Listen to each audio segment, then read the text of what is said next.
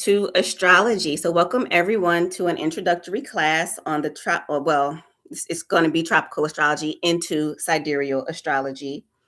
Today, we'll cover the zodiac signs and the house system. We'll go over the 13 signs, as I explained earlier. Will help you understand the beginning stages of how to utilize the system in a practical way. I am really big on demystifying astrology and making sure that you understand what the energy archetypes are so that you can decide and so that you can choose what energies you want to opt into, and you know exactly what energies are floating around so that you can rise above the energy. And something I like to say is, I want to make sure you are working the energy and the energy is not working you. So that is what today's lesson is going to be about. Okay, so what is tropical? What is a tropical zodiac? The tropical zodiac is anchored into the Earth's seasons. So it starts at the beginning of their tropical Aries season. Okay. And they always reset it every year. Okay. So it ties into the seasonal cycles rather than fixed star astrology. This connection with Earth's rhythm means each sign represents a seasonal archetype reflecting growth cycles and life phases. Okay, so the difference between the two is that tropical astrology resets every season, whereas sidereal astrology is going to follow the natural ecliptic. Okay. So the tropical sign is seasonally based, as I said, and the sidereal zodiac is based on fixed positions of stars. Okay. So due to Earth's wobble, known as a precession, the sidereal zodiac gradually shifts while tropical remains linked to our seasons. And I'm going to keep saying that so you start to understand the difference. And when we get further down into the presentation, I'll show you a live presentation on where the difference is going to be. And for today, just focus on understanding this from the viewpoint of your sun sign. That's really where a lot of people kind of stop at astrology. They may know their moon, and if they're really into astrology, they'll learn their rising sign as well. But everyone knows their sun sign because it's their date of birth. Okay. Um, so look at it as your vitality point while we're going through what the energies are. You said I'm lost on this subject. That's fine. You'll be able to come back to this since I am doing this on YouTube. So take your notes and then ask your questions as we go along.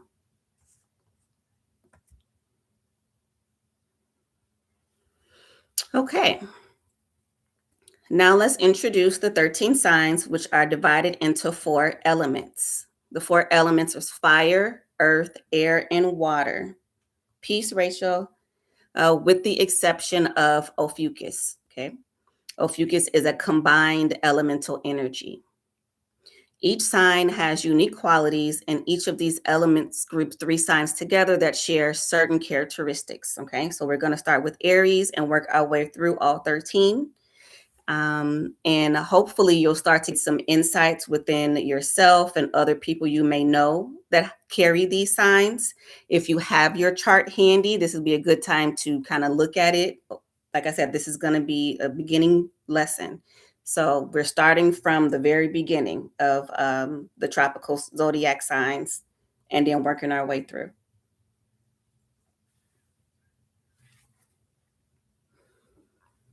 Okay, so Aries. Aries is the first sign of the zodiac, symbolized by the ram and ruled by Mars. So there are some ruling planets for the zodiac. So you'll learn those as well. So Aries is ruled by Mars, and it is a fire sign known for its boldness, energy, and drive. Aries is all about new beginnings, action, and sometimes impulsive enthusiasm. So if you know anyone that is an Aries or that carries a lot of Aries energy, sometimes they can exhibit a immature energy, a very impulsive, quick to want to shift. Aries energy gets bored quickly because of its ruling planet. Okay, it's ruled by Mars, so that's that drive, that's that fire, that action. All right. Also, a great thing to learn while we're going through this phase is the body. Aries rules the head and the face. So we're going to go from Aries all the way through to Pisces energy, Pisces ending up being the feet section. Other aspects of that is looking at this as your stages of life. Okay. Because these are archetypal themes. Astrology is archetypal themes. Sparkle, that's your sign. um, so Aries energy deals with birth, infancy. That's why sometimes it seems like they get bored fast. You kind of have to tend to an Aries energy a little bit, or that area of life where Aries energy may be. It's an area that you have to tend to. Okay.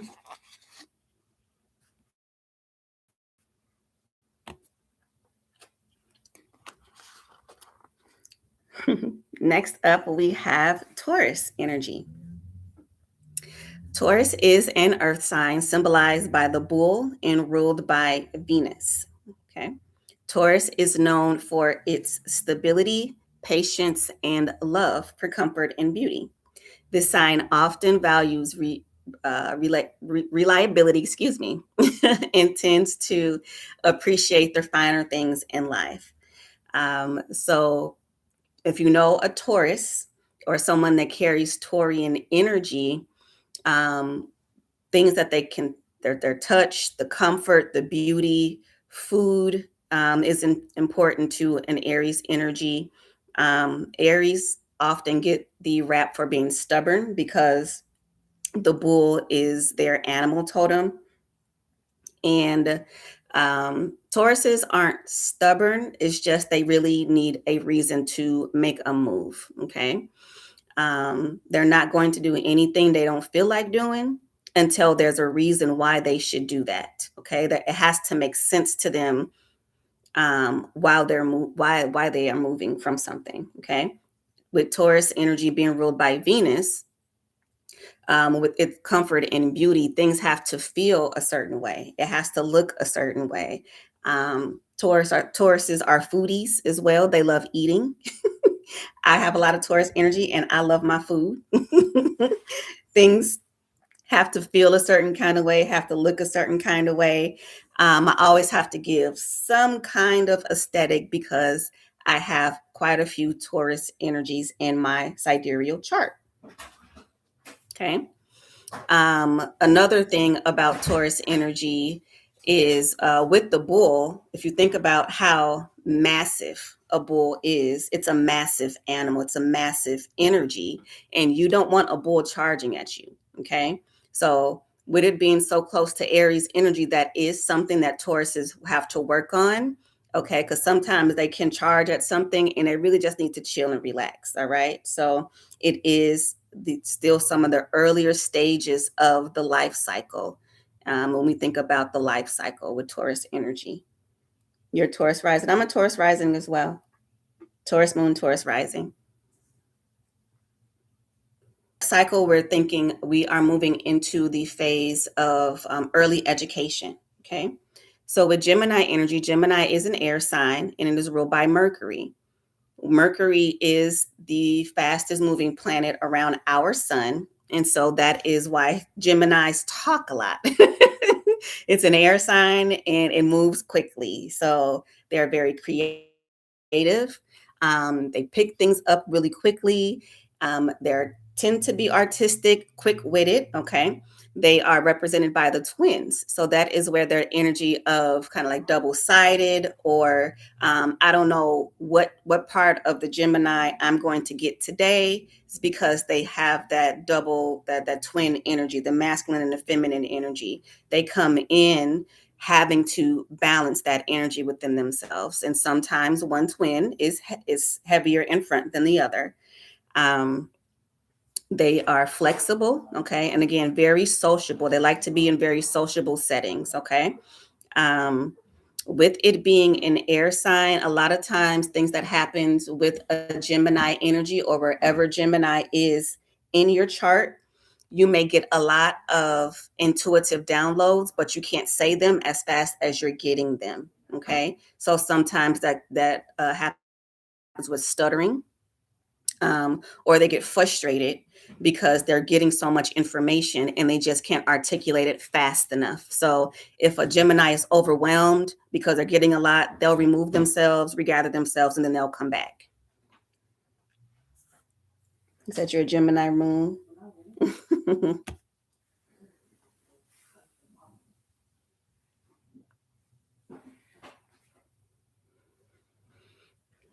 All right, moving into Cancer, the Cancer energy. Cancer is a water sign. Okay, Cancer is symbolized by the crab and ruled by the moon.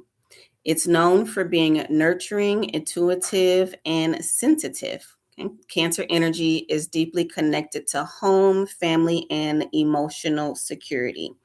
Anyone that knows cancers know that they are a lot more sensitive than they like to let on, but they are protective of who they are before they allow you into that space.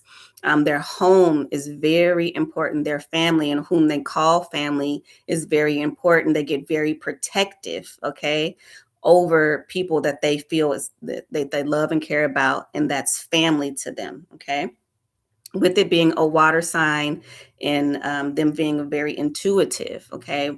Think about the water in the oceans. All right. Sometimes they can get overwhelmed emotionally because of that, because home and family is important. They're the center of their home and of their family. But with that, they take on a lot emotionally. Okay. So they have to learn how to balance both sides of that as well. So wherever you have Cancer in your chart, that is going to be a sensitive, intuitive space for you. But sensitive is not negative. It's just that you can easily pick up on a lot of cues from whatever that subject matter is, wherever Cancer is at.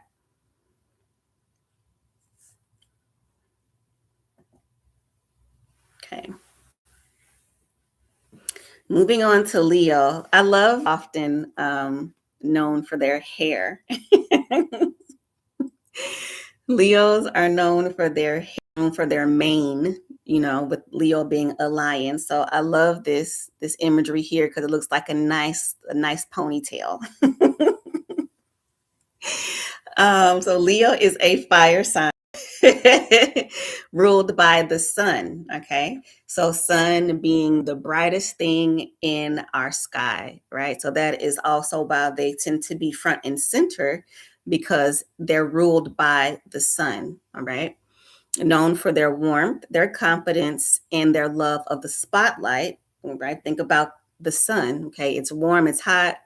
When the sun isn't around, there tends to be a frown, is what I say. When the sun is not around, there tends to be a frown.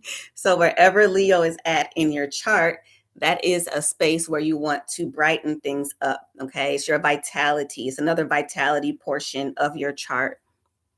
Um, this is around the ages of kind of getting into your teenage years.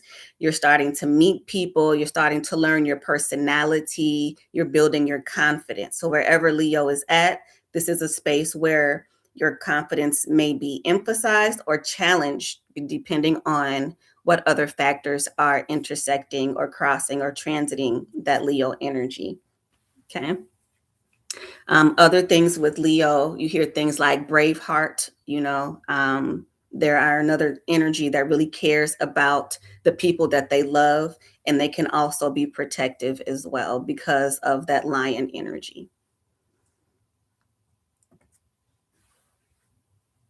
Yeah, Lisa, I am God frequency. I'm a Leo, y'all. She is, and she look hair. Okay, perfect example. Hair energy, hair industry. Okay, hair industry. Perfect example. She will get that mane together.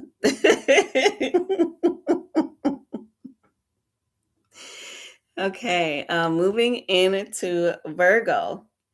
Virgo is an earth sign, and Virgo is also ruled by Mercury. So Mercury rules Virgo, in Gemini. Okay. The differences between the two is Gemini is the air quality of Mercury, and Virgo is the earth quality of Mercury. Okay. This is a lot to do with your body and grounding the information, grounding the communication, and doing something with what you are receiving. Um, with Mercury being a fast moving energy, Mercury kind of deals with travel. It deals with things that you see every day. Okay. Everyday things. You see the moon every night. You see your siblings, you deal with your siblings quite a bit. You go to work or whatever you're working on, something that's every day. So with Virgo, it's the internal communication, things that you have to deal with, things of practicality and service. You have Saturn in Leo. Oh, okay. Things of service is here with Virgo energy. Okay. Um, they're also known for their analytical abilities. Sometimes they deal with analysis paralysis because they're so focused on what they're receiving internally that they don't know what aspect to actually move outwardly. So that's an energy they would have to balance, is how to move the energy and move the communication outward once they've figured out how to organize it. Okay. They are also that energy that people come to within the job sector or within the family to help organize things. They're very supportive of others. Sometimes they're going to tell you what needs to be organized before you even ask. And that's another thing that Virgos have to balance, is knowing when to share the communication that they're receiving internally. Everything that they receive is not meant to be shared immediately, but some Virgos will definitely just tell you what they think. Again, with the Gemini kind of communication energy, they're going to tell you what they received, how you should organize something, how you should improve something, and then they're going to communicate it to you. So that's something that they will have to learn to balance. It's a great skill set to have. And again, all of us are all of these energies. It's just, where is it situated in your chart? Okay. So knowing how to improve on things, your day-to-day processes, is Virgo energy. It also is symbolized by the Virgin. It's the biggest constellation in our sky at nighttime. It's still there in the daytime, but it's the biggest constellation. Um, so the body is a very important Virgo theme. The body, what's going on with your health. Okay, that's Virgo energy. You said I have Virgo and Mercury. Ral, I thought Venus. Okay. Yeah. So you should be one, Hoya. You should be one that's often communicating systems, things like that, how to organize things, or you can be getting a lot of information on how to keep things organized, what to do with your health, stuff like that. You need a Virgo in your life.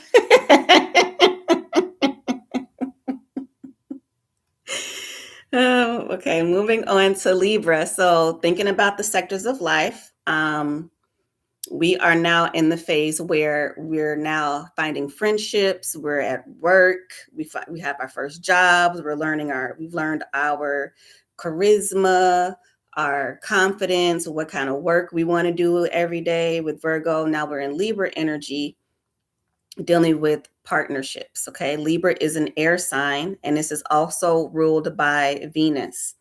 Libras are symbolized by the scales.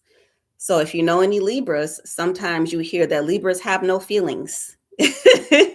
Libras have no feelings because they're an inanimate object. They're a scale. Okay. It has to balance out. Sometimes they're just focused on what balances out for them, and they have to blend that with their relationships. Okay. So Libra energy seeks harmony and balance and is known for its social nature. That can be very diplomatic, fair-minded, and they also appreciate the beauty of life and their relationships due to it being ruled by Venus. The other Venus ruled place is Taurus. Again, so Beauty with Venus is important. How do things feel? What's the reason why I'm going to connect to you? You know, this is a relationship. Why should I be in this relationship? How does it feel? How does it make me think? How are we communicating? Where's the harmony? That's Libra energy. Well, you're a triple Libra. Okay. So you have a Libra stellium, Valerie. It means you have a Libra stellium.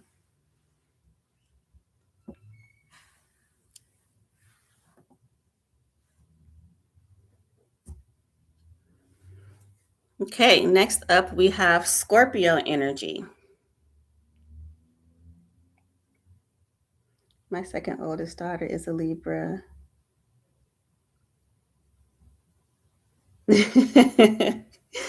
Okay, next we have Scorpio energy. Scorpio is a water sign ruled by Mars and Pluto. So this is some of the reason why Scorpio energy can feel very intense, or wherever there's a Scorpio, their energy that they emanate, whether they're speaking, can feel intense, is because they're ruled by Mars and Pluto.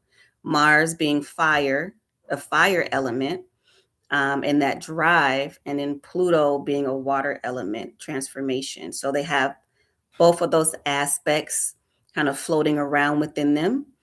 And it can be a very intense, passionate, and transformative energy because they have both of those energies, both of those planetary energies. Okay. This sign delves into the mysteries and the values and emotional depths of anything, of themselves and within others. Scorpio energy, things to be mindful of is this tail right here, you know, that stinger. Don't let a Scorpio try to get a hold of you, okay? They might sit for a minute. They try to pinpoint where their target is before they strike. Okay. Sometimes Scorpios think that they're buried deeper than they are, and to a highly advanced intuitive, you can see what a Scorpio is doing a mile away. So that's something that Scorpios have to learn to balance, is just because you have Scorpio energy, or you tend to have that intense energy, you know, that Mars energy. Think about Aries. Okay, you try to be a little impulsive or a little immature, and they're the ones that get stung. Okay, so those are things that Scorpio energy will bring out. Okay, and then they're also going to go through a transformation. So Scorpio energy will hide themselves off, or tend to just be quiet. They pick up a lot of energy. Okay, again, because of those two ruling planets. Scorpio here. Yeah, Christine quiet. Y'all know Christine quiet. Y'all know Christine is one of our quiet family members, and she share when she does share is very, very important. Okay, so now we are going to introduce the 13th sign, the 13th energy. Okay. This is expanding from tropical astrology into the sidereal side of astrology. And this is Ophiuchus. Some people pronounce it Ophiuchus. It just depends on how, you know, you decide to say it. So Ophiuchus is a transformational sign associated with healing, integration, and wisdom gained through lived experiences. Often symbolized by the serpent bearer, Ophiuchus represents the ability to hold opposites, light and shadow, instinct and awareness. This sign is connected to renewal, deep insight, and the process of alchemizing challenge into mastery. Ophiuchus values truth, growth, and the restoration of balance after periods of intensity.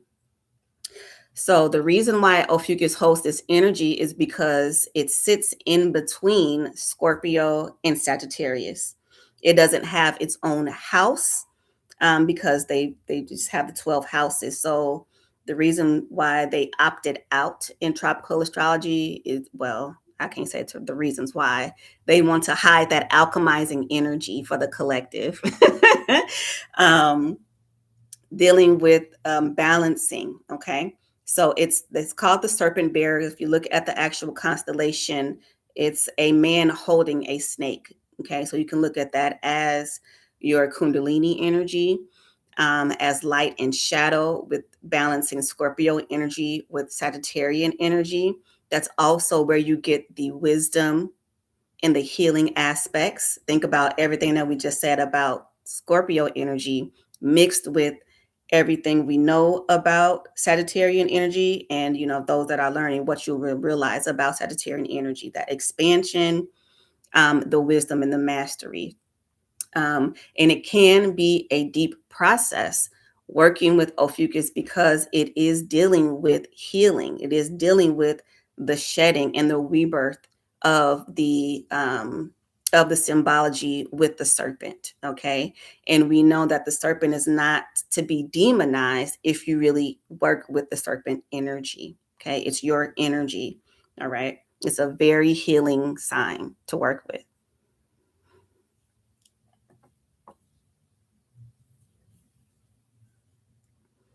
Next up, we have Sagittarius, which is a fire sign ruled by Jupiter. Jupiter is symbolized by the archer, or a Sagittarian. a Why do I always forget the name of the thing when I'm looking at it? A centaur. Goodness, I always forget the name of it. Known for its adventurous and philosophical nature. Okay, Sagittarius values freedom, learning, and exploration. This is a sign of optimism and loves new experiences. So wherever a Sagittarius points their arrow, they're going to go in that direction. Um, they're going to be receiving information or wisdom from where they're directing their attention, which is also why they govern travel, long distance travel, I should say. The opposite energy of Sagittarius is Gemini. I think Gemini with Mercury was that fast moving energy. That's like Mercury and Gemini energy is like your everyday travel, going to work, going to your family house. Sagittarius is long distance travel. You're about to take a couple hours. It's going to take a couple hours to get somewhere. Okay. Um, Previously, when I talked about this, I talked about um, looking up astrocartography, which is looking up the energy for destinations and knowing how to see what's going on in your chart if you're going to travel somewhere. Okay. This is a sign or an energy you'll want to look to if you're traveling, to see what the energy is going to be like. I talked about like wanting to go on vacation, and you think you want to go to a retreat because you want to relax, and you trying to figure out why everybody is partying while there's all these kids and stuff like that, is probably because there is some Aries kind of Leo energy around when you're trying to relax. So you can look at these energies to see what's the energy going to be like. Again, we want to know the energy so we can plan, so we can govern ourselves accordingly.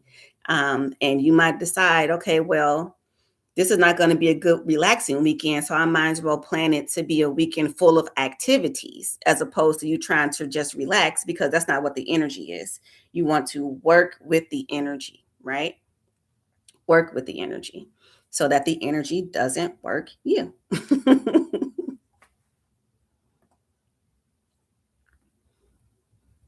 Next up, we have Capricorn. Capricorn is an earth sign ruled by Saturn. Saturn is symbolized by the mountain goat, known for its discipline, ambition, and resilience. Capricorn energy is often focused on goals, structure, and hard work. So when I'm doing people's charts, I always say wherever you see Saturn or Capricorn energy, there's something you have to create. There's something you have to get in line. There's something that's going to take some time, because now we are towards the end of the cycle. This does deal with time. It's going to take some time, like having a Saturn return. Your Saturn return happens every 28, 29 years. So you're a lot different now than you were 28, 29 years ago. It takes time. These are goals, right? Um, Anything dealing with the goat, right? Anything dealing with this, think about a mountain goat. They're scaling things, okay? Very resilient. have a lot of ambition, but you need to know where at to focus that on. So as we're talking about the energies and the charts, the wisdom that you receive from Sagittarius, now what are you supposed to do with it? Okay. Wherever Saturn is going to restrict you until you learn what you needed to learn, until you get in place what you have been guided to refine. And then it would allow you to expand. For me, and we haven't gotten to an Aquarius yet, but Aquarius is ruled by Saturn energy as well. Um, and for me, my Saturn sits, my Saturn is in Libra in my sixth house. So now we'll get into how to layer those together. I say that the zodiac energy is like lenses. Like when you go to the optometrist and you're going through the eye, the little eye thing, and they're putting the different lenses on your face. Okay, what about this? How can, what do you see? What do you see? These are just different lenses. Okay.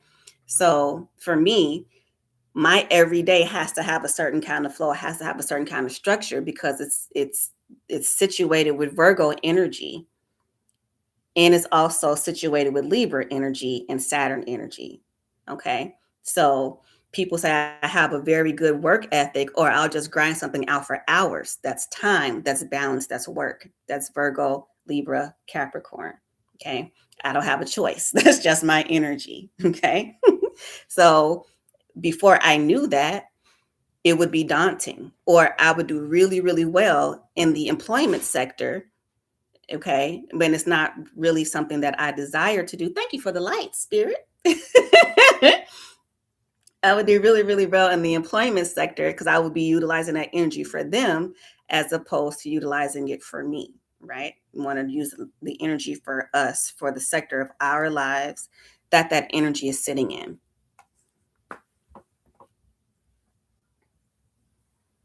This is the one. Yeah. All right. Aquarius. Aquarius is an air sign and it is co-ruled by Saturn and Uranus. So Aquarians, people often think that Aquarian should be a water sign because it's like the water bearer, but there's is pouring out cosmic wisdom, cosmic information. And with Uranus, that is a unique planet, right? And so things are very electric, okay? Things dealing with individuality, okay? Innovation is Aquarian energy. Again, Aquarians can sometimes feel, people can say that they don't really have feelings.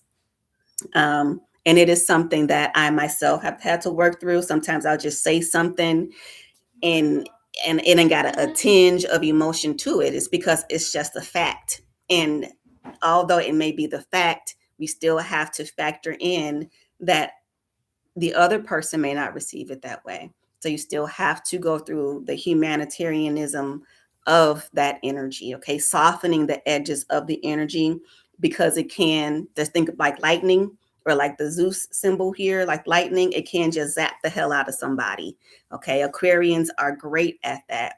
And when they know how to utilize that, they do great in the public sector, okay? Because now we're again thinking about the cycle. Saturn energy sits typically at the top of the chart, and you'll see why in a minute. Um, but in the public sector, things talking about the Aquarian age, doing things differently, social progress is Aquarian energy, and it's because they have that mix of Saturn and Uranus energy. Okay, they have to do something with it. And if they're feeling like they're getting new information from the cosmos that it's time for a change, they're going to go out there and they're going to be those, what people call those rebels. Okay. And this is why.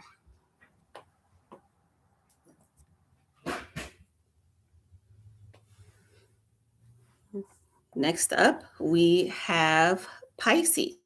Okay.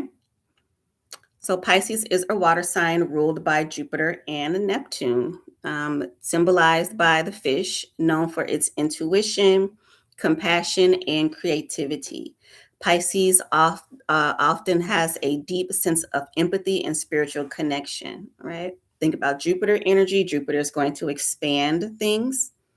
And Neptune deals with your subconscious, your dream state, your intuitive energy. Okay. And then with it having dealing with the fish, that is the yin and yang of things. And if a Pisces energy doesn't know how to find its center, it will just spin out of control, or it can be too imaginative, but it is great at the arts, music, and things like that. In the body, we're towards the end. Now we're dealing with the ankles and the feet. Okay. Mainly the feet, but your souls. Okay. Your subconscious, your souls. Okay. So a Pisces is very intuitive energy, very, very deep, very intuitive energy.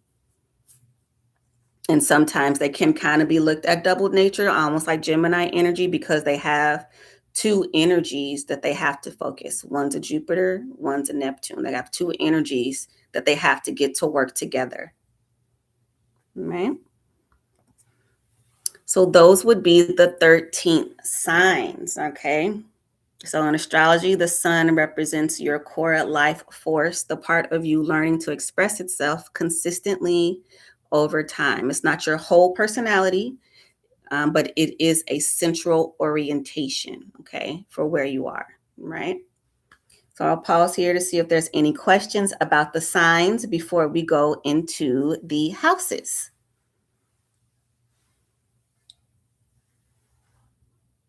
Okay, everyone doing well?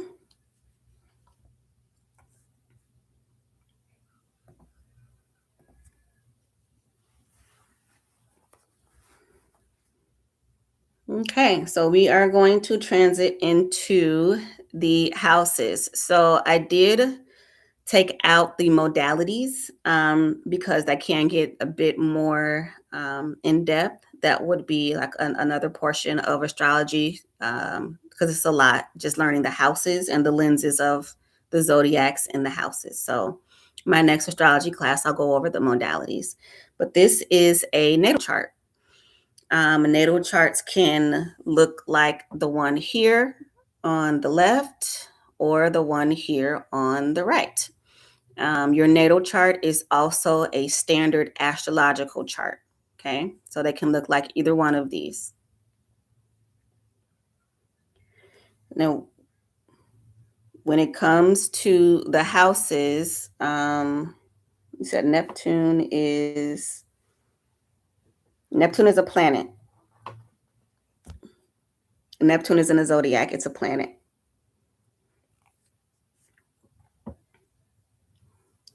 Um, it works with Pisces energy.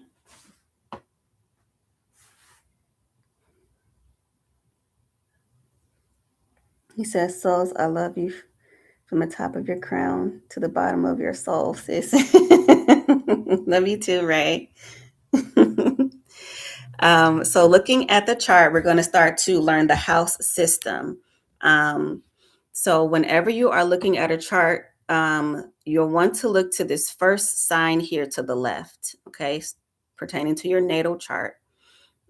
This first line here to the left is going to start your ascendant. So when people ask what was rising, okay, well, we'll have to go back to that. You can run the video back from how it works with Pisces energy, but it rules Pisces. It works with this intuitive nature. So think about what is rising, okay? So you're going to want to look here to the left and think about what's rising over here. This is going to be your first house, all right? Inside, if your chart that you're looking at has numbers, is, okay? So in here, it'll say 1. The beginning of the first house is the line before it. That's how you know what's included in each house system. Tune energy as we get to the houses as well, okay? So the slice is what's in between here. So the first house would be here up until here. Second house will start this line up until here. Third house, this line up until here, okay? If you have a lot of planets and things going on, sometimes they'll stretch the line out so they can fit all the planets in there. but that's how you denote the house. It's the line before the number. If it doesn't have a number and you're like, well, I'm looking at a chart and doesn't have any numbers, but I see AC8. I see ASC. ASC means ascendant. Okay, so that's going to be the first house. Wherever you see ASC, okay, and then you'll look at the line before and then count the lines. So it'd be first house, second house, third, fourth, fifth, sixth, seventh, eighth, 9, 10, 11, 12. Back to 1. Okay. Same thing here. 1, 2, 3, all the way around.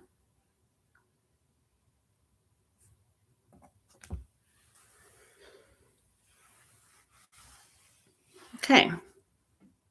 So the houses in astrology, the 12 houses are areas of life that represent specific aspects of our experience. Think about the lenses now, okay? From self-identity to relationships and career. Each house corresponds to a zodiac sign, with the first house aligning with Aries, okay? And moving in order through Pisces for the 12 houses, right? So now we're going to break this down. Remember that Ophiuchus doesn't have its own house because it floats. And I'll show you what that looks like on the chart. It floats in between Scorpio and Sagittarius. Now, when it comes to the houses, what tends to confuse people is when the houses are moving, and that's what makes everyone's chart different, is where everything was at upon them saying when your time of birth was. All right. So we're going to learn how to layer the lenses on top of one another. But this is the foundation of the house. Every house has a foundation, like a standard house. Your house or your building has a set foundation. It has a characteristic. It has a certain kind of experience. And then the planets, okay, gives it another experience. Okay, what we learned about the signs gives it another experience, which makes it unique.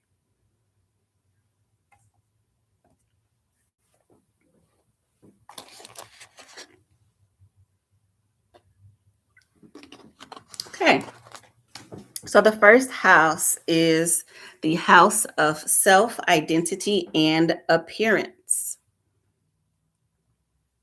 Keywords that's associated with the first house is self expression, appearance, physical body, and personal outlook. This house represents identity, personality, and impressions, the first impressions we make, because this is the first thing, the first energy that people are greeted by with you. Okay. And this house is ruled by Aries. Remember, Aries was the first energy. Okay. This is also the energy of new beginnings in your physical appearance, your embodiment, part of your embodiment, your face, your head. If there's anything going on up here, if someone has a dreamy facial aesthetic or their eyes is very dreamy, they probably have Pisces energy mixed with their first house. That dreamy kind of energy in their face. Okay, they're ethereal. Okay, there's something going on with the face. This Aries mixed with Pisces energy. Okay, it's your initial approach to life, right? These are things that you have to learn whatever is in your first house. This is the energy you exude.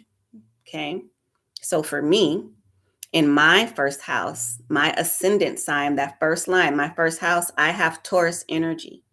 Okay. So I'm going to give off Taurus energy. Taurus ruled by Venus. I'm going to give off Venus energy because that's my first ruling energy. I approach life like a Venusian. Okay. That's how we approach life. I approach it like a Venusian.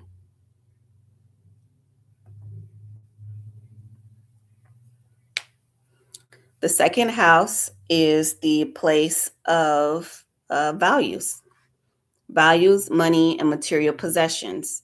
Okay, keywords here would be your finances, your personal values, your self worth, and your material security.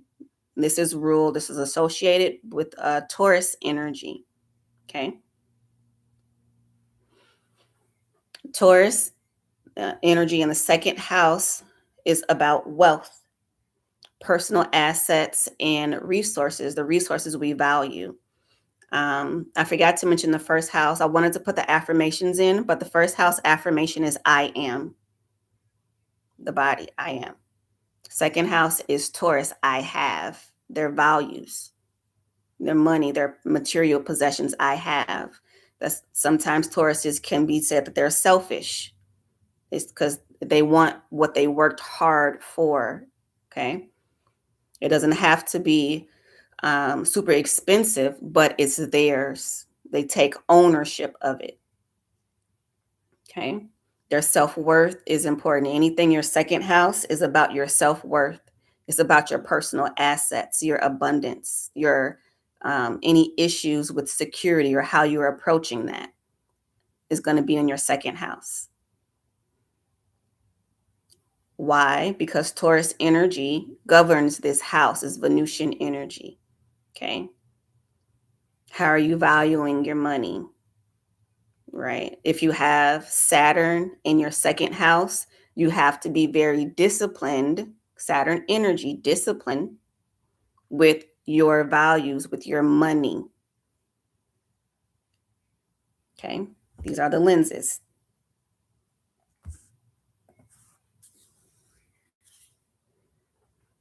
Next, we have the third house. Okay. This is the house of communication, learning, and siblings, things that are around you often. Okay. Communication, local environment. This is associated with Gemini.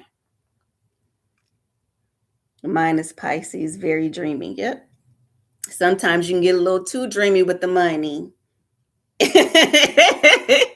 a little too dreamy. You got to find the stability in it, right? But you can also create a lot because you have Pisces energy. You can really dig within the depths of your emotions and receive intuitive information about how to restructure your finances.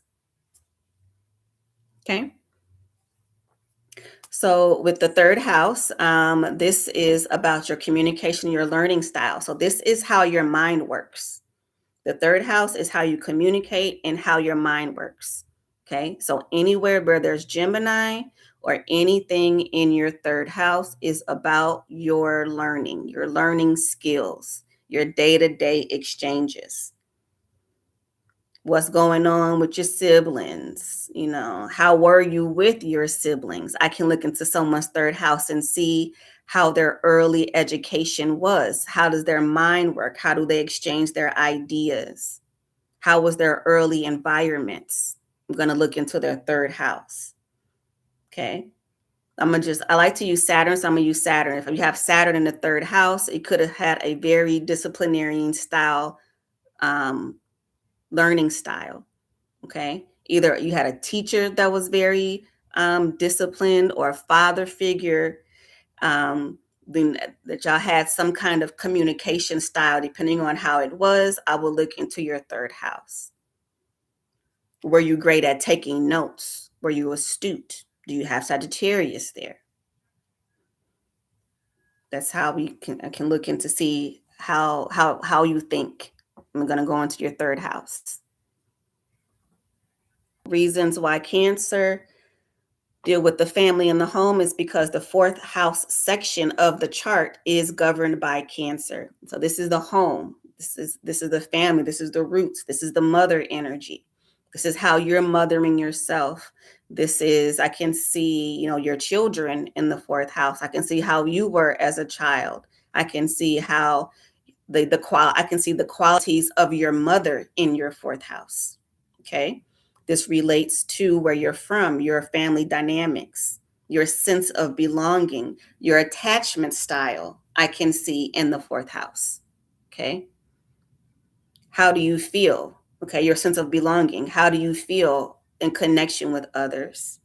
All right. Your emotional roots is in your fourth house. Okay. So if we move Saturn into the fourth house, again, you could have had a mother that was very disciplined. That doesn't mean that she was overly disciplined, but she was disciplined. Okay. You could have had a mother that could have been detached with Saturn, emotionally detached. Okay. We'll look into your fourth house, your home life. For me, I have Leo in my fourth house. My home is my castle. My home got to be clean. Again, it got to look a certain kind of way with my Taurus energy and my Libra and my Leo energy. My home is my castle. It's very magical up in there. I keep a very magical, clean, aesthetic home. When you come to my house, you're going to feel something. Okay. I'm royal here. I'm royalty in my house. I have Leo in the fourth house. I'm the center and the spotlight in my house. Also, galactically, my home is from Vega.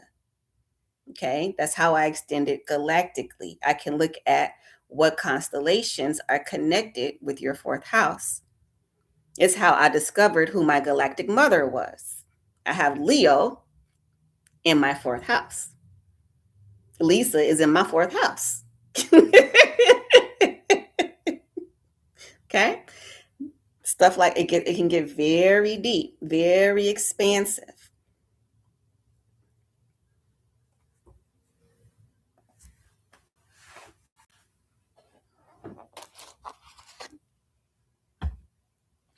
Next, we have the fifth house.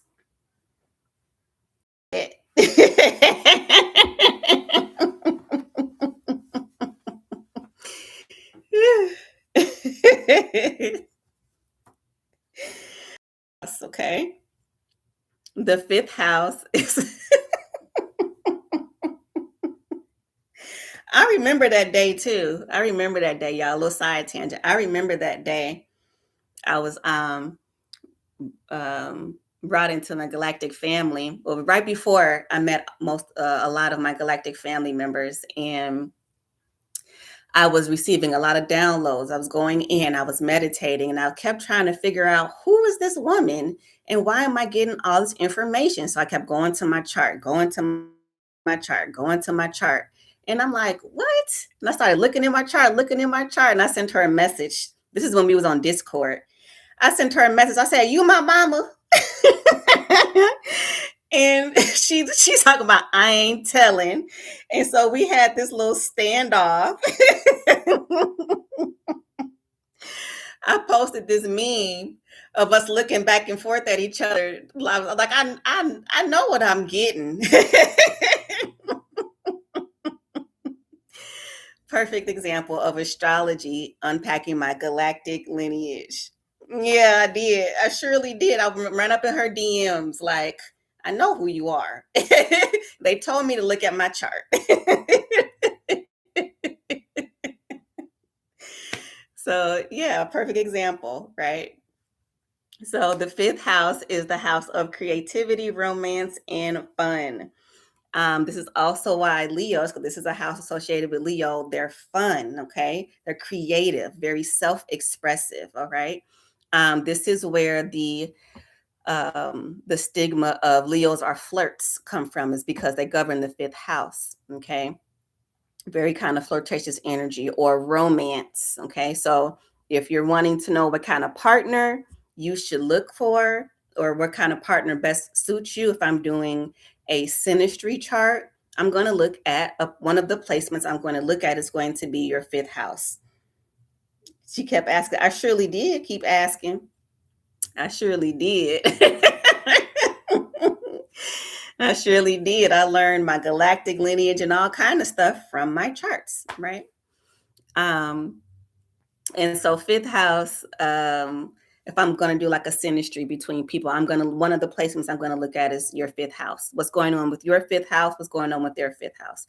Or um, it's taken a while for you to find love. Say you have, I'm going to go back to Saturn. Say you have Saturn in the fifth house. Okay. I'm going to look around there and see you've been very disciplined. You've been a bit rigid, maybe, okay?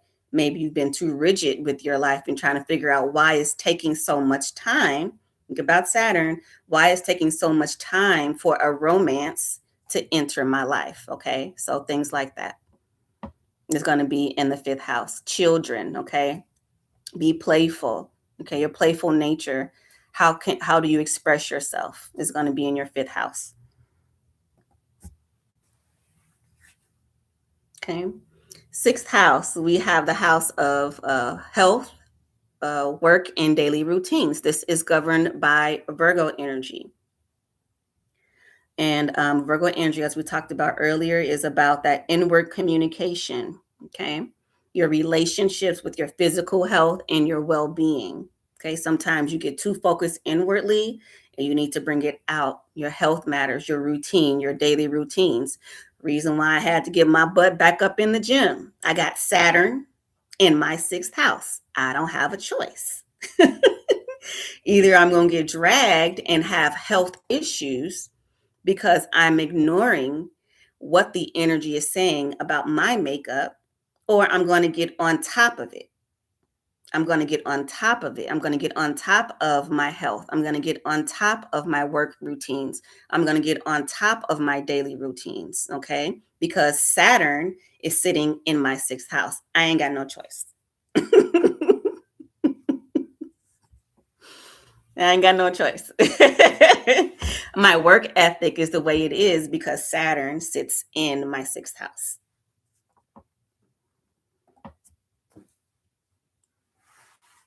Next, we have the seventh house, which is governed by Libra. And this is the house of partnerships, relationships, marriages, contracts, any kind of ship, any ship, any friendship, any relationship, romantic ship, work ship, any ship.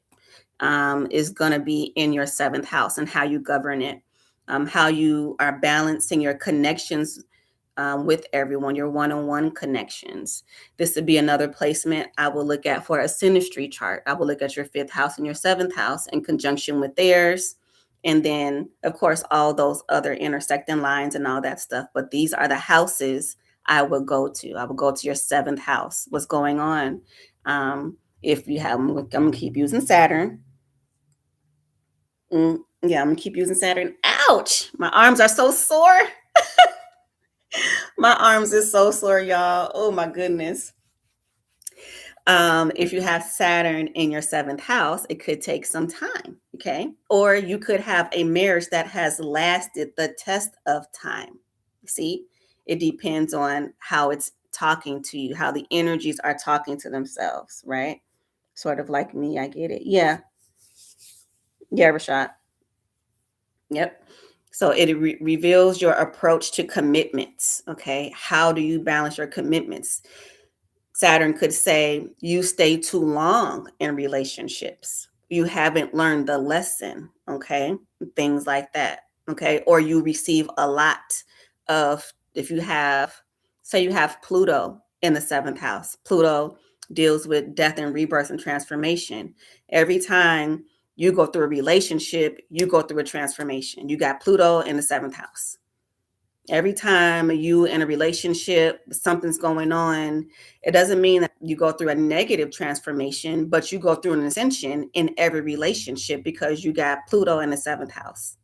In tropical astrology, my Pluto is in my seventh house. So I go through an ascension every relationship.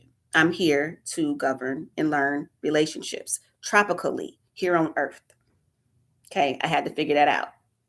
Okay, when I ascended and go sidereally, Saturn is sitting up in there. So I still had to figure it out. I got Saturn and Libra in a sixth house. Sign get no break. I still had to figure it out. I still had to figure out balancing day-to-day routines, ascension, contracts, and relationships. Okay. My approach to partnerships, my approach to relationships, my approach to friendships, work contracts. Who should I be working with? Who should I be marrying? Okay. Use me as an example, right?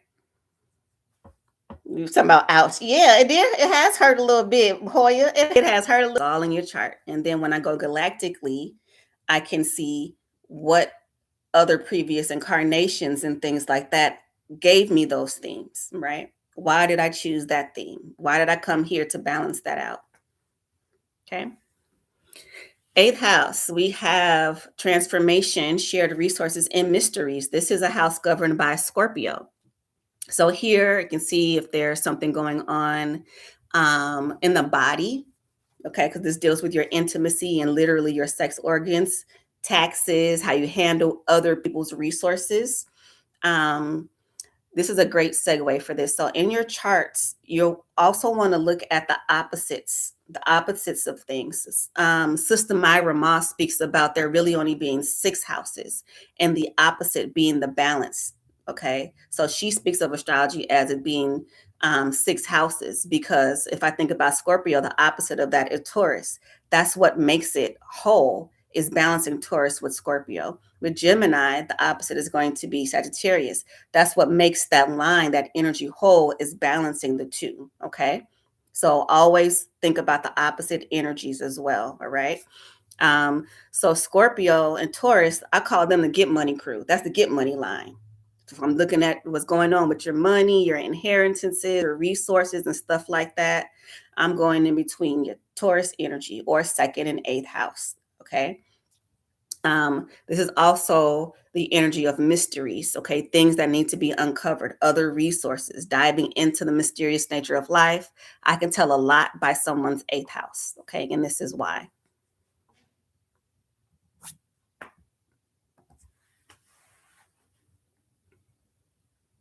Next up, we have the ninth house, which is governed by Sagittarius energy.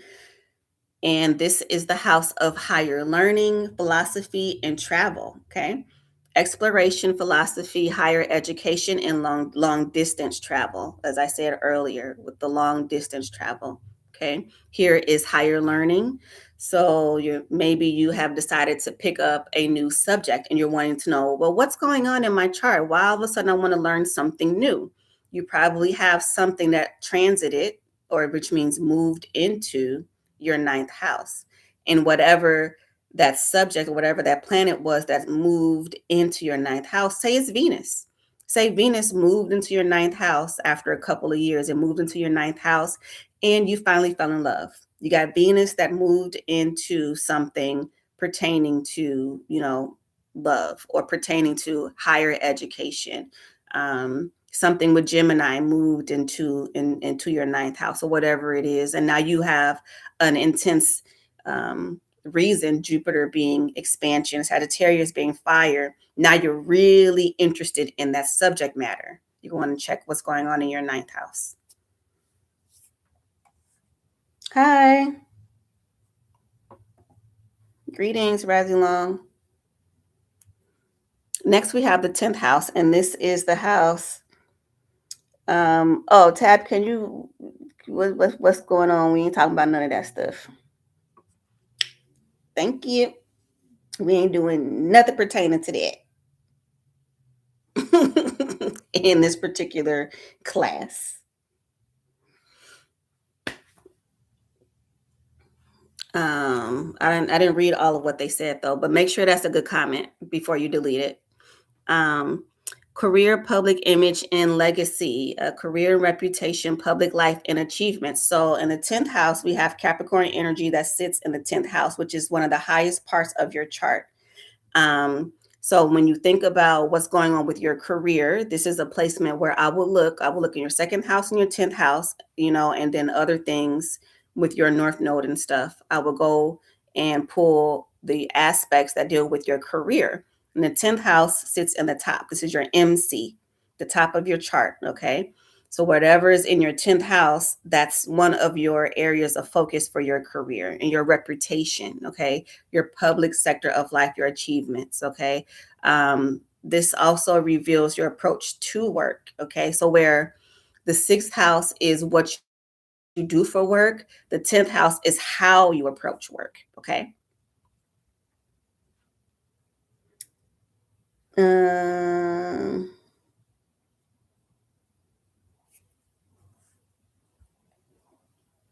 Yeah, we're teaching class right now, so you can leave a comment on one of my astrology videos, and then I'll talk to you about that.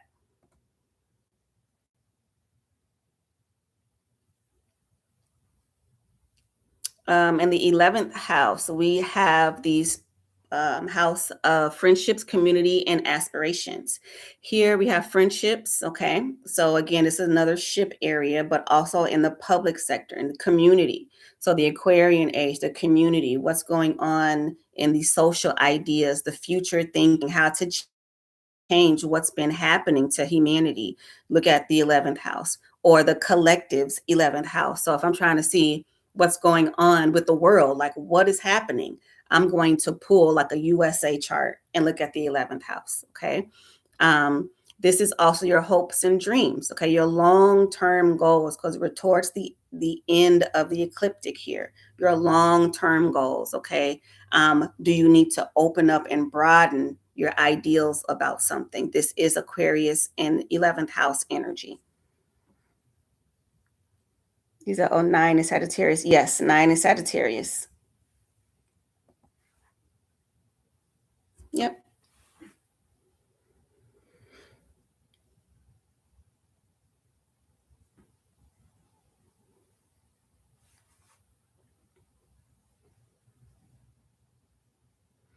Okay, 12th house, we have the Piscean house. Okay, so this is some more of that Neptunian energy here. This deals with the subconscious, spirituality, and hidden matters. Okay, keywords here would be the unconscious, spirituality, or solitude. Okay, things that are hidden. Okay, what's going on? If someone spends some time in jail, they probably have something going on in their 12th house, something moved into their 12th house, or something going on with their Pisces energy. Introspection. They decided to sit down for a long term of introspection. The soul decided that needed a space of solitude, and some happened. Okay. I'm going to look in their 12th house and I'm going to look at their Pisces energy. Okay. This is also a space of healing. Pisceans have a great ability to heal. Okay. Heal thyself and others because it governs this house. Remember, Pisces is governed by Jupiter and Neptune. So within the 12th house scope, it contains the energy to really expand an area. Okay. Endings as well, higher self connections. Okay. Your spiritual self, okay, is here in the 12th house. All right.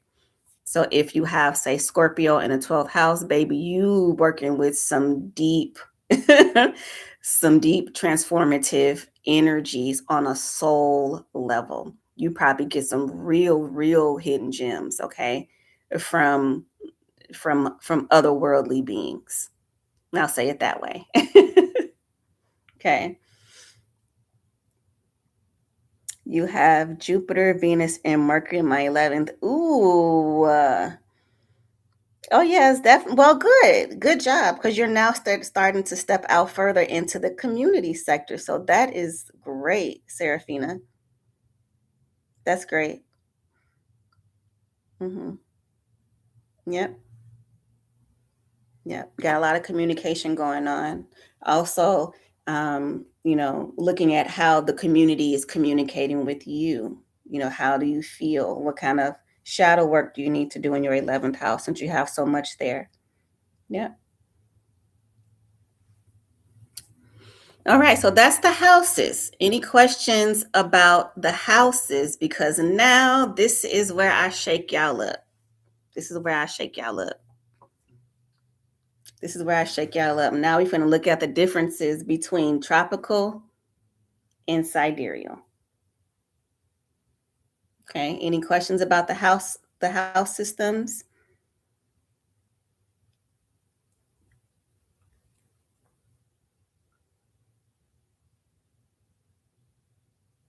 Yeah, Serafina, this is a good time. Those are great placements. You just got to know how to work with it. It's a lot. It's a lot there in your 11th house publicly. It's also why some things happen on a public facing scale is because of that energy, communities and things like that. Some of the stuff we talked about in Quantum Kingdom.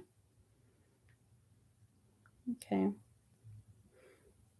Okay. So now we have the differences between the zodiac systems. So here are the dates for the sidereal astrology system. Okay. So looking at this, I can guarantee you probably everyone's zodiac sign shifts unless you're right in the middle. So what if there is nothing in your fifth house? So even though there may not be a planet in a house, it's still governed by an energy. And so on the outside or the inside, it should say what zodiac governs that house.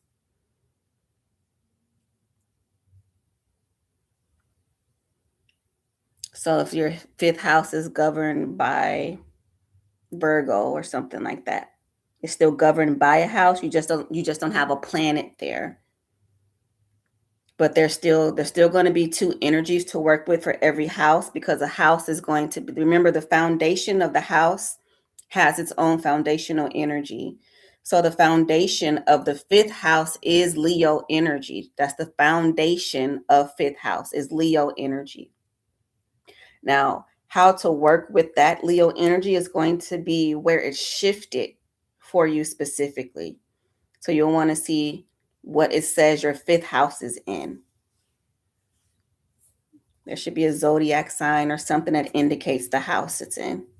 And then that's the lens that your fifth house, that's how it's colored. Okay. So your fifth house being Leo energy is colored like wherever it's sitting at. You're welcome. You have Saturn in Leo. Okay. But Venus in Virgo. Okay. So again, these are the lenses. Okay. So think about everything I shared about with Saturn and then the aspect of Leo, the zodiac sign. So Saturn, the disciplinarian, with Leo energy mixed with being creative, being fun, or your romance. Okay, Venus mixed with Virgo, the inward communication. Right. So you just got to put the layers together. Okay. So these are the zodiac signs for sidereal astrology. Okay. So it shifts because the sun actually moves through these signs here. Okay. So whereas February 26th in tropical astrology would say I was a Pisces, I'm actually an Aquarius because I have to make room for Ophiuchus because the sun passes through there. You're welcome. The sun passes through this energy. Okay. And I will show you all two charts to look at. So this is the current tropical chart. It's about 30 minutes off because I did it for 2 p.m. So the rising and sun signs, I'm not doing chart breakdowns. So you'll still have to look at what that would be because I'm not breaking down all of the planets right now. I'm just doing the houses and the zodiacs.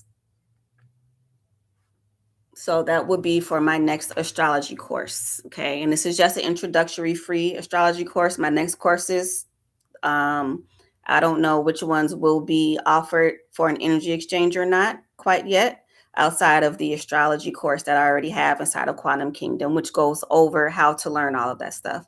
So, Reclaiming Your Soul Keys goes over how to read all of this. Like Ray is one of the students, Christine is one of the students. It goes over how to read all of this. I take you in and out of what all these signs mean. I take you in and out of how to work with your moon sign, how to work with your Jupiter sign, how to work with your Chiron. That's what Reclaiming Your Soul Keys is. That course inside of Quantum Kingdom. I take you through how to read all of this. Okay. So right now we're just looking at the sun, sign. And for tropical astrology, I'm just teaching you the houses and the differences between them. Okay. So for tropical astrology, the sun is in Aquarius. Nanu nanu. The sun is in Aquarius, okay? And so all of this does make up why we are unique. All of this does make us all unique, okay? And remember this sign I said right here, over here to the left? This is the rising. Starts the first house, because sometimes they don't tell you what house is one, two, three, four, but you have to know where Aquarius over here, Sidereal placement. Excuse me, for 2 p.m.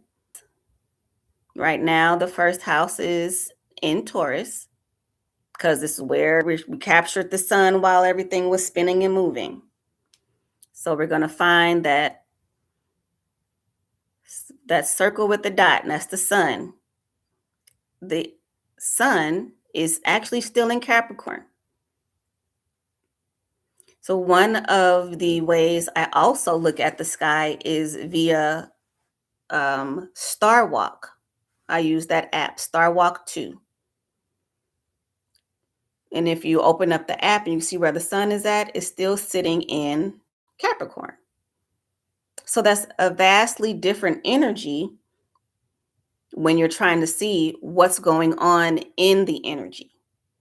When you're trying to see exactly what to govern, or why you haven't gotten a release of energy yet, or why something may still be seeming like there's some kind of discipline or structure being asked of you, is because there's still Capricorn energy active.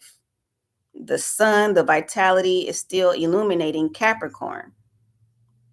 Whereas tropical astrology, it says we're already in Aquarius, but that's not truly where the sun is at. So that's why I've made the shift to move with the actual energy. And that, see, we have 1, 2, 3, and all the way around, all 12 of the houses. Ophiuchus is over here in between Scorpio and Sagittarius. It's over here. Okay. Here's an example of your question, Serafina. What if you don't have something in the 5th house? See here, there's no planet sitting here in the 5th house. I'm going to look at where the house started. And I look at the line before the number. And the 5th house is in Virgo.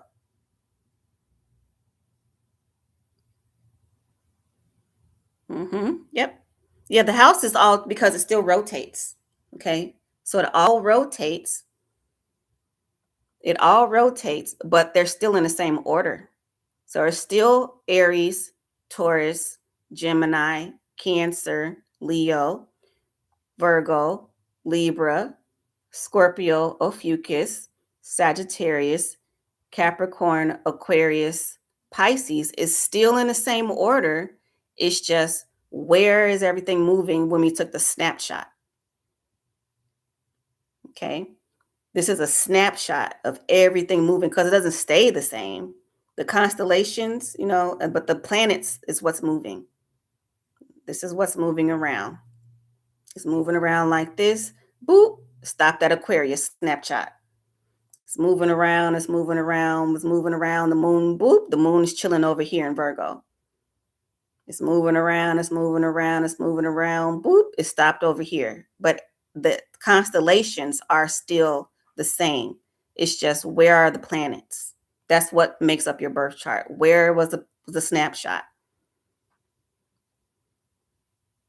This would be a considered, so if someone was born today in Houston, Texas at 2 p.m., this would have been their chart. Exactly like this. Okay.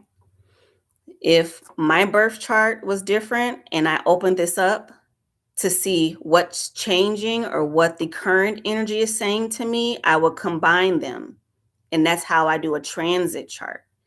This is what the current energy is versus your current makeup against your birth chart. And then I'll look at all this other stuff. Okay. No, sidereal is not a moon. Sidereal is a way to read astrology. That's the name of it. Tropical astrology includes 12 houses. Tropical astrology includes 12 houses, 12 signs. It's based off the seasons. So it's going to say Aries season is a certain time, but that's not where the sun is going to be at when they say it's Aries season. The sun going to still be chilling, okay, before it's in Aries. That's what tropical. Tropical resets it for the season. Sidereal is exactly where the sun is at. Okay. So when they say, and y'all can do this example yourself. When they say it's Aries season, go and look up the sun in Sidereal or go download an app. I use Skywalk and see that the sun is still sitting, is going to be still sitting in Pisces. It won't be in Aries yet. So I'm not saying you have to learn this energy. This is just a class. This is to let you know how we flow through understanding what's going on. As a professional astrologist, how do I read all this stuff? Okay. And if you want to learn how to read your natal chart, but not necessarily with others, then the class that I offer in Quantum Kingdom, I teach you how to read this. And I am doing a beginner one as well, because that one is a bit intermediate, it's self-paced, but I do teach you what does this sign mean?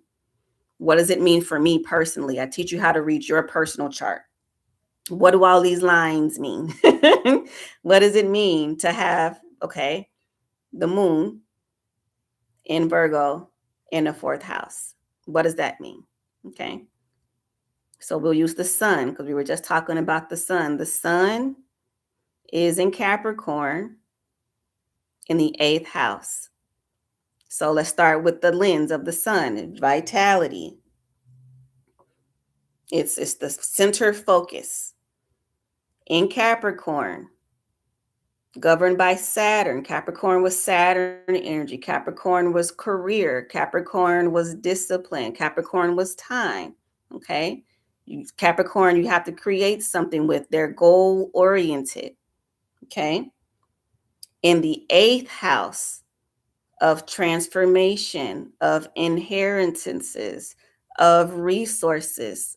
So as a collective, we can create something to receive resources. We can see what the Saturn energy is bringing in, what we need to be disciplined about in terms of the depths of transformation with the eighth house. The sun is shining in the eighth house. Skywalk is an app. It's a constellation app, so you can see where the actual sun is at, and you can move around. You can move it around and learn the constellations. It's not a natal chart app. It's not a chart app. It's literally just looking at the constellations. Okay. So that's the foundations of how to read a house, right? So it's a lot of information, which is why I did it on here. So you can come back and you can rewatch it. Okay. And then if there's any other information you want to learn, you want to take an astrology class, I do offer astrology classes in Quantum Kingdom. Or if you just want a service where I am working down your chart, what's going on with life, what's happened, what's going on with your destiny, things like that, then you can go to my website, sovereignluminosity.com, and book a chart service. And we can communicate there. You can also go there and sign up for my newsletter, or you can DM me in Quantum Kingdom and we can go over if there's a service that you would like.